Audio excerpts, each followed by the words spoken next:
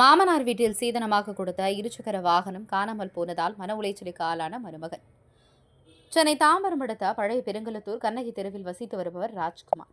இவருக்கு சமீபத்தில் திருமணமான நிலையில் சீதனமாக இருசக்கர வாகனத்தை மாமனார் வீட்டில் கொடுத்துள்ளனர். தினமும் பத்திரமாக பார்த்து வந்தார். இவர் பிளம்பிங் வேலை செய்து வருவதால் வழக்கம் போல வேலைக்கு சென்றுவிட்டு வீட்டுக்கு வரும்போது காமராஜபுரம் பிரதான சாலையில் அவரது இருசக்கர வாகனத்தை நிறுத்திவிட்டு அருகில் உள்ள கடைக்கு சென்று பொருட்கள் வாங்கிக் கொண்டு வெளியே வந்தார். அப்போது இருசக்கர வாகனம் காணாமல் போனது கண்டு அதிர்ச்சியடைந்தார். உடனே இதுகுறித்து புதுப்பெருங்குளத்தூர் பீர்க்கன்கரணை காவல் நிலையத்திற்கு தகவல் தெரிவிக்கப்பட்டது. தகவலின் அடிப்படையில் இருசக்கர வாகனம் காணாமல் போன இடத்துக்கு சென்ற காவல்துறையினர் அப்பகுதியில் உள்ள சிசிடிவி கேமரா காட்சியை ஆய்வு செய்தபோது இருசக்கர வாகனத்தை நிறுத்தி 5 நிமிடத்தில் மர்ம நபர் ஹெல்மெட் அணிந்து இருசக்கர வாகனத்தை ஓட்டி சென்றது தெரியவந்தது. காவல்துறையினர் விசாரணை மேற்கொண்டு வருகின்றனர். சமீப நாட்களாக தாம்பரம் பெருங்கலத்தூர் பகுதியில் இருசக்கர வாகனம் திருடப்பட்டு வரும் சம்பவம் வாகன ஓட்டிகளிடையே பெரும் அச்சத்தை ஏற்படுத்தியுள்ளது. தாம்பரம் செய்திகளுக்காக எஸ் பிரபு.